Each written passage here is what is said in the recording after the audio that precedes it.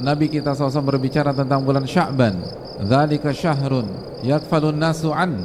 Bulan Sya'ban adalah bulan yang dilalaikan oleh manusia karena ia berada di posisi yang kurang strategis di antara Rajab dan Ramadan, di antara dua bulan yang sangat mulia, dua bulan yang spesial. Yang pertama bulan Rajab, salah satu dari 4 bulan haram, dan tentu saja yang kedua adalah bulan yang sangat istimewa, bulan Ramadan. Maka bulan ini dilalaikan oleh banyak orang, dan itu yang disampaikan oleh Rasulullah SAW. Maka bersyukurlah ketika kita diberikan kesempatan oleh Allah untuk bisa beribadah di bulan ini, karena beribadah di waktu yang dilalaikan oleh manusia itu bernilai spesial di sisi Allah Subhanahu wa Ta'ala. Bukankah ketika kita punya pertemanan, lalu ada salah satu teman dekat kita yang mengingat dan perhatian dengan kita di saat seluruh teman-teman kita lupa dengan kita, lalai terhadap hak kita, maka kita akan memberikan penilaian spesial buat orang tersebut. Kenapa demikian?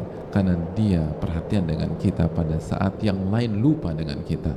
Itu berbeda, hadirin sekalian. Hadirin Allah muliakan. Makanya Nabi kita SAW mengatakan, wal ibadatu fil haraji kal hijrati ilayya. Beribadah di saat haraj, di saat manusia lalai, di saat manusia lupa dengan Allah tabaraka wa ta'ala, itu kedudukannya dan pahalanya seperti berhijrah kepadaku, kata Rasulullah SAW. Pahala yang sangat luar biasa. Itulah alasannya mengapa sholat sunnah terbaik setelah sholat 5 waktu atau sholat fardu adalah qiyamul lail, adalah sholat malam, kata Rasulullah SAW. Mengapa demikian?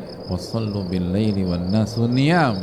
Karena pada saat Anda sholat, manusia sedang tidur, kecuali yang dirahmati oleh Allah. Karena sholat malamlah, atau karena sholat malam adalah sholat yang dikerjakan di saat mayoritas manusia terlelap dan lalai dari berzikir dan mengingat Allah Subhanahu wa Ta'ala.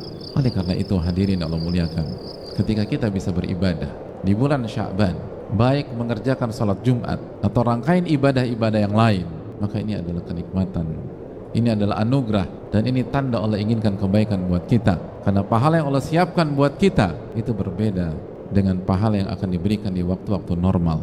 Maka bersyukurlah kepada Allah Subhanahu wa Ta'ala, dan bersyukurlah kepada Allah Tabaraka wa Ta'ala, kita diberikan kesempatan untuk beribadah di bulan di mana amal ibadah kita diangkat kepada Allah Subhanahu wa Ta'ala. Kata Nabi SAW bahwa tentang bulan Sya'ban, turfa'u fihil a'malu ila rabbil alamin. Bulan Sya'ban adalah bulan di mana amal-amal manusia diangkat kepada Allah Subhanahu wa Ta'ala. Amal-amal kita selama 1 tahun diangkat kepada Allah Subhanahu wa Ta'ala. Marilah kita renungkan, hadirin sekalian, seperti apa amal-amal kita dalam tahun ini. Bagaimana amal ibadah kita di bulan Ramadan tahun lalu? Apa yang kita lakukan di bulan Syawal?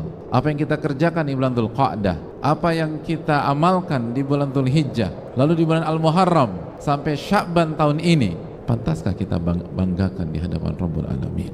Bayangkan, hadirin sekalian, apabila karya kita atau skripsi kita, tesis kita atau disertasi kita atau kerjaan kita diangkat ke bos kita, diangkat ke dosen kita di hari-hari ini, dan kita sadar bahwa kita nggak maksimal dalam mengerjakan skripsi tersebut, kita sadar bahwa kita nggak totalitas dalam mengerjakan tesis itu, kita sadar bahwa kerjaan kita banyak kekurangan di sana sini, lalu hari-hari ini pekerjaan itu diangkat di hadapan bos atau dosen kita, bagaimana perasaan kita? Apakah kita bisa tertawa lepas? Apakah kita bisa santai di saat hal tersebut diangkat? Hadirin Allah muliakan, itulah mengapa Nabi SAW mengatakan, fa'uhibbu, dan aku ingin pada saat amal-amal aku diangkat, aku dalam kondisi berpuasa.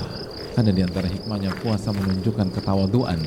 Puasa itu jauh dari sisi arogansi dan kesombongan, dan itu adalah profil yang tepat ketika seorang anak manusia mengerti tentang performa dirinya. Hadirin Allah muliakan, ini tidak simpel.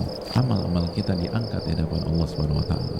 Apakah kita menorehkan tinta emas kita di 1 tahun ini? Kita banyak dosa, hadirin. Kita banyak kekurangan. Kita kurang khusyuk dalam sholat. Berapa sholat kita yang khusyuk selama 1 tahun ini? Berapa sholat duha yang kita lewatkan selama 1 tahun ini? Berapa sholat qiyamul lail yang kita tinggalkan selama 1 tahun ini?